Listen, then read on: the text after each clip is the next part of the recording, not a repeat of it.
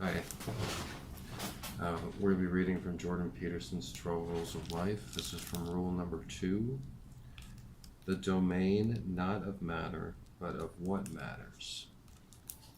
I apologize, the druggies are outside my window again, so if any of them yell up there, we'll just ignore them and keep reading.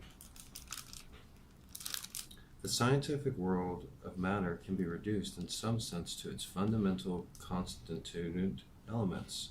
Molecule. I'm like, can I read?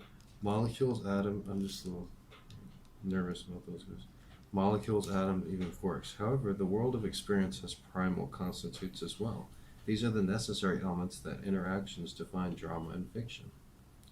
One of these is chaos, another is order. The third, as there are three, is a process that mediates between the two. So the third one is a process that mediates between chaos and order, which appears identical to what people call consciousness. Okay, so chaos, order, and consciousness. It is our eternal subjugation to the first two that makes us doubt the validity of existence, that makes us throw up our hands in despair and fail to care for ourselves properly. That's the whole rule number 2, care for yourself like you're caring for somebody you care about. It is properly understanding of the third that allows us the only real way out. Chaos is the domain of ignorance itself. It's unexplained territory. Chaos is what extends internally and without limit beyond the boundaries of all states, all ideas, and all disciplines. It's the foreigner, the stranger, the member of another gang, the rustle in the bushes in the nighttime, the monster under the bed, the hidden anger of your mother, and the sickness of your child. Chaos is the despair and horror you feel when you have been profoundly betrayed. It's the place you end up when things fall apart, when your dreams die, your career collapses, or your marriage ends. It's the underworld of fairy tale and myth, where the dragon and the gold it guards eternally coexist. Chaos is where we are when we don't know where we are, and what we are doing when we don't know what we are doing. It is, in short, all those things and situations we neither know nor understand. Chaos is also the formless potential from which God in Genesis 1 called forth order using language at the beginning of time. It's the same potential from which we, made in that image, call forth the novel and ever-changing moments of our lives. And chaos is freedom, dreadful freedom too. Order, by contrast, is explored territory. That's the hundreds of millions of years of hierarchy of place, position, and authority. That's the structure of society. It's the structure provided by biology too, particularly in so far as you are adapted as you are to the structure of society. Order is tribe, religion, hearth, home, and country. It's the warm, secure living room where the fireplace glows and the children play. It's the flag of the nation. It's the value of the currency. Order is the floor beneath your feet and your plan for the day. It's the greatness of tradition, the rows of desks in a school classroom, the trains that leave on time, the calendar and the clock.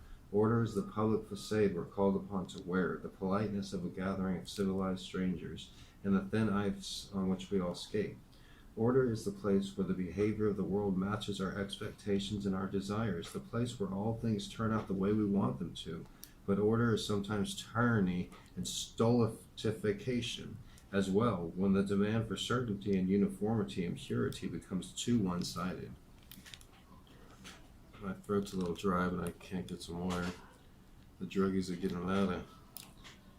They don't like readers at all. If something happens to me, his name's Travis. He drives a black truck, and they've talked about coming up here and literally they said that with a knife from me reading.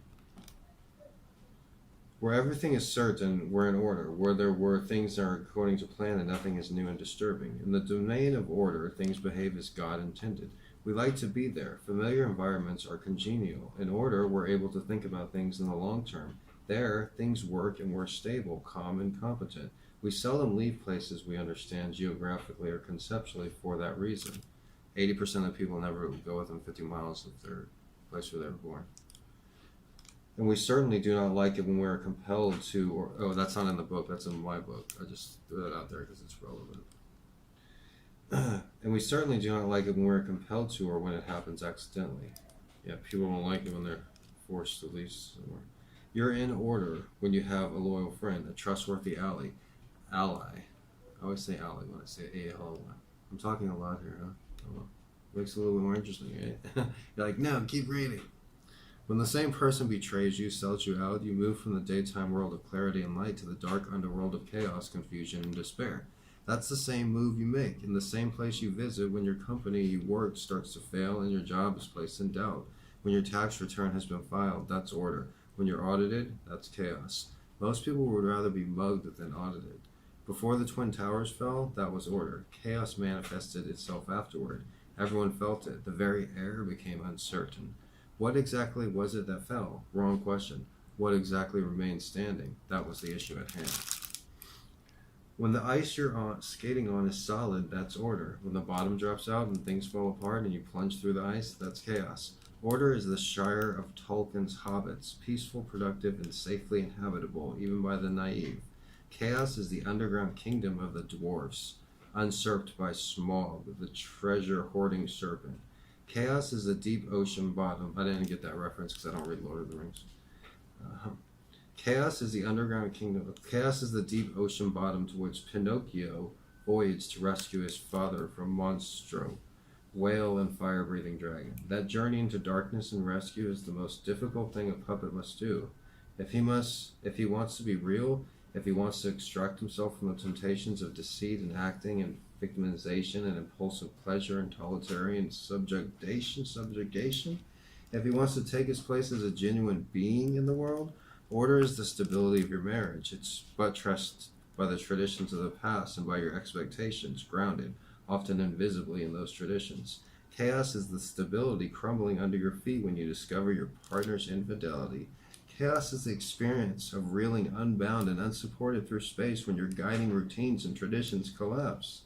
Order is the place and time where the oft-invisible axioms you live by organize your experience and your actions so that what should happen does happen. Chaos is the new place and time that emerges when tragedy strikes suddenly, or malevolence reveals its paralyzing visage, even in the confines of your own home. Malevolence, that's a great word. Something unexpected or undesired can always make its appearance when a plan is being laid out, regardless of how familiar the circumstances.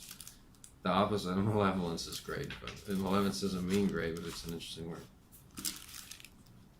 The territory has shifted. Make no mistake about it, the apparent space may be the same, but we live in time as well in space. In consequence, even the oldest and most familiar places retain an irretractable capacity to surprise you. You may be cruising happily down the road in the automobile you have known and loved for years, but time is passing. The brakes could fail. You might be walking down the road in the body you have always relied on. If your heart malfunctions, even momentarily, everything changes. Friendly old dogs can still bite. Old and trusted friends can still deceive. New ideas can destroy old and comfortable certainties. Such things matter. They're real.